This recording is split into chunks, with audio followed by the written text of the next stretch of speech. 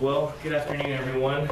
Let me just start by saying that, can we all agree that we all have doubts in our minds, doubts about ourselves, doubts about our abilities, our calling in life. We have doubts about God. I think doubt is something we all have in common, whether Christian, non-Christian, etc. Yeah. And to alleviate these doubts, we can turn to our fantasies, we can turn to ourselves, we can turn to our senses, to our good moods, our feelings, our principles, our morals, our values. Whatever the case may be, we all have something we turn to. It could be the scientific method of all things.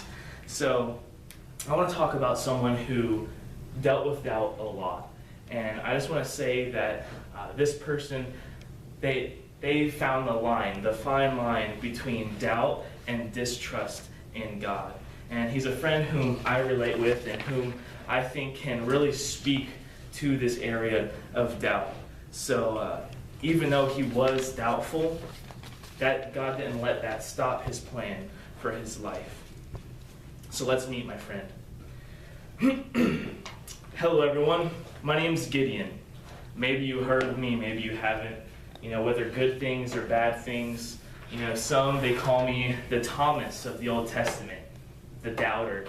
Some people, they refer to me as the valiant warrior of the Old Testament. Maybe you've heard of my great military record, but whatever the case, I wasn't always a valiant warrior. Indeed, there was a time where I was merely nothing. So let me take you back to that time.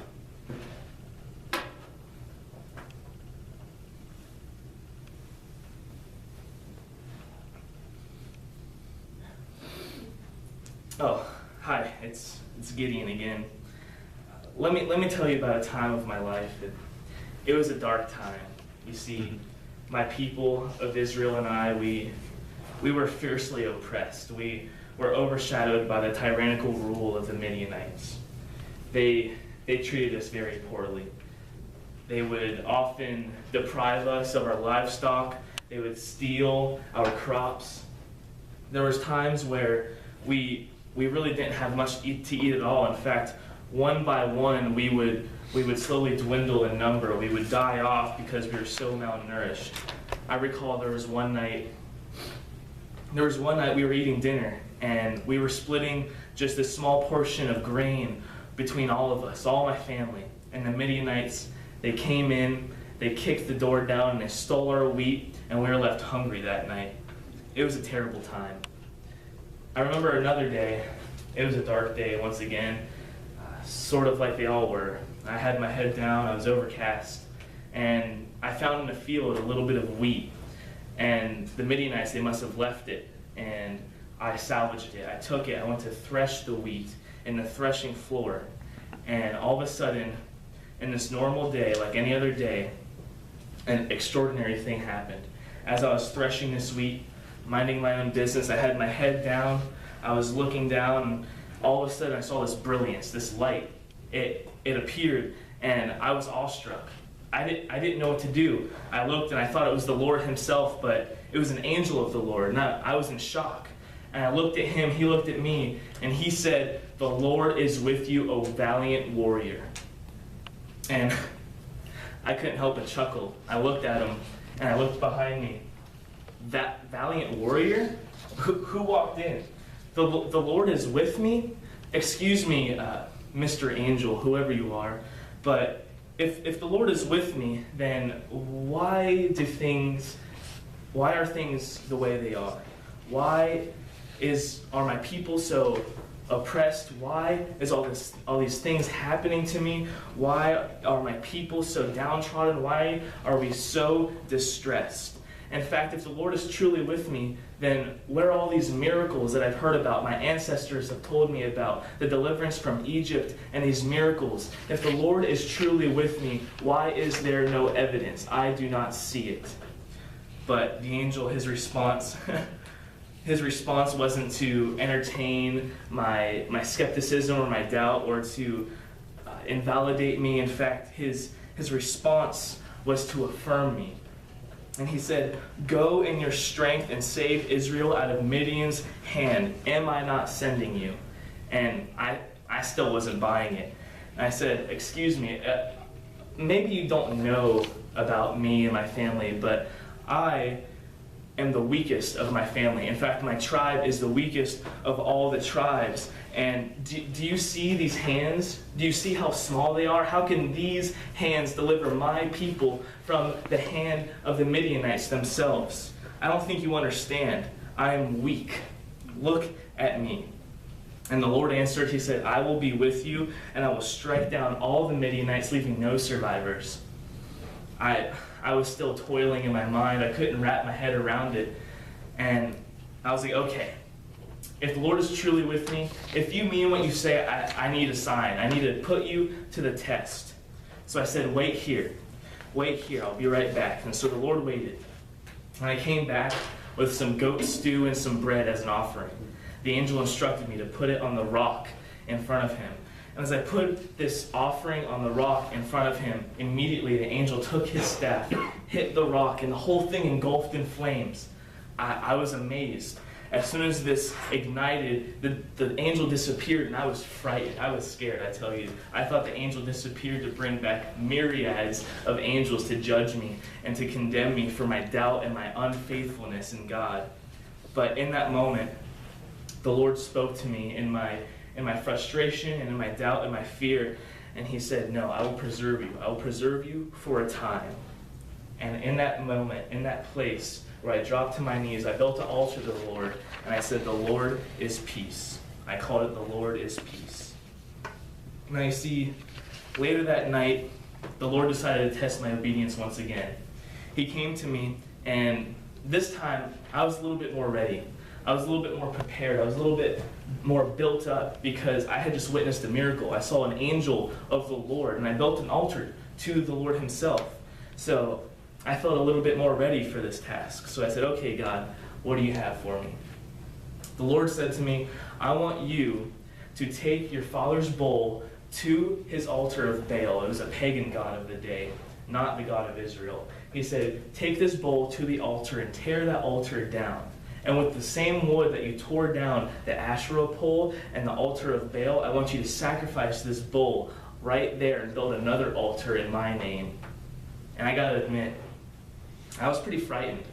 I was kind of skeptical, and even though that, I was ready to obey God, I was still afraid. So I said, okay, God, I'll do it, but I'm not going to do it in broad daylight, no. Now, I'll do it at nighttime. So later that night, I took some servants with me. In the middle of the night, we tore down the altar. I did as the Lord said, and I sacrificed the bull right then and there. And it was finished. The next day, people started pointing fingers at me and blaming me, saying it was Gideon, the son of Joash. He did it. He tore down the Baal altar. And of course, I thought to myself in that moment, the one time I obey God, the one time I trust him, this happens to me. I get the blame. But to my surprise, my father, he stuck up to me. He stuck up for me. And he said, if Baal is really God, then let Baal contend with himself. And from that moment on, the anger was dispelled, and people started calling me Jerubbaal, which means let Baal contend with himself. Now the time came when the Midianites and the Amalekites, we called them the sons of the east, they gathered together and they went to this valley that was north of my town. And I don't know what they were up to, but I knew it was no good. In that moment, the Spirit of God had invigorated me, and I was ready. I was ready to walk into the calling that God had for me. I recalled the words that he said, and I sprung into action. I took my trumpet, I sounded it, and I sent messengers to the east, to the west, to the north, and to the south, and gathered all these people up to take over our oppressors and to defeat the Midianites. And after I gathered this army of 32,000 men, I felt good. But that feeling, it actually dwindled pretty quickly. I started thinking about the realism of the situation. I started thinking about, the odds. Even though I have this vast 32,000 man army, they still outnumber me. It's still two different tribes against me, Gideon, with my small hands. And so I inquired of the Lord once more, once that my faith dwindled, and I said, God, I know you've proven yourself once, but I need another sign. I need to know that you are truly with me. So I said, if you will truly deliver my oppressors into my hands, I need one more sign. I want to take this fleece. I'm going to put it on the ground. And when I put it on the ground and I wake up the next morning, if the fleece is wet with dew on the fleece itself and not the ground around it, then I will know you are with me. Sure enough, I woke up the next morning. The fleece wasn't merely wet with dew, it was soaked. And the ground around it, bone dry. I had to wring out my drenched fleece. And I said, okay, God, please have mercy on me. I know you're angry, but I need one more sign, just one more reassurance. Just let me know that you were truly with me, that you truly called me to deliver my people of Israel. This time, I ask that you wet the ground around the fleece and leave the fleece dry. The next day I woke up, sure enough, the fleece was dry, ground was wet. I was like, okay, now the time came. Now the time has come for me to walk into my calling. So the next morning I woke up with my 32,000 men. I was feeling good. The Lord, He gave me a sign. I had my men behind me. I was going to walk into the calling God had for me. But something was different about that day. I felt the Lord stretching me in my faith. I felt God calling me to something else. And I felt the Lord speak to me. He said, 32,000 men, that's too much. You would take credit, Gideon. Israel would brag. They would take pride in the victory. It's not going to work. I need you to send some away. Reluctantly, I was like, okay, God. I sent away 10,000. 22,000 men left. But Lord said, no, still too many. I want you to take these men and lead them by the river. I thought to myself, I'm not particularly thirsty, but okay, God, I'll entertain it. So I took my men down by the river, and the Lord told me to observe them as they drank. And as they drank, I noticed that the majority of them, they bent down to their knees to drink the water. But 300 of the men I counted, 300, took the water. It was kind of foolish, to be honest. They took the water with their hands and lapped it like a dog. And the Lord said, yes, those 300 men, the men who drink that water as foolishly as they do, I want you to take them and conquer the Midianites with them. Okay, God, whatever you say. So I sent the rest of them home. Later that night, I received a word from the Lord telling me to go to the outpost of the Midianite camp because we were right above the valley where they were camping at that point. And as the Lord called me to go to the outpost, I remember thinking that the Lord was saying to me, if you're still afraid, Gideon, if I still haven't proven myself faithful and true, if you still don't trust me, if you're still timid and doubtful, I'll even permit you to take your servant Purah with you. And so I obliged. I was like, okay, I could use a friend. So I took Purah, my servant, along with me. And as we were walking to the outpost of the Midianite camp, we were intersected by this man. He was babbling about some vision that he had, some dream. I thought it was nonsense. Maybe he was, smoking on a little bit of that burning bush or something like that. But for some reason, Purah, she was interpreting it, and it made sense to him. To him. And so Purah looked at me and said, no, this is the hand of Gideon. This is the vision of Gideon. And the vision was this loaf of barley tumbling throughout the camp and upturning a tent. And the upturning of the tent was my hand overtaking the Midianites, my oppressors. So at that moment, I knew God was true. I dropped to my knees and I worshiped Him.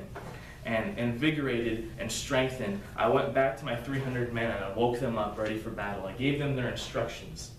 Their instructions were to split into 3 different sections, 100, 100, 100. I would arm them only with a lantern in one hand, with a pitcher around it, and a trumpet in the other.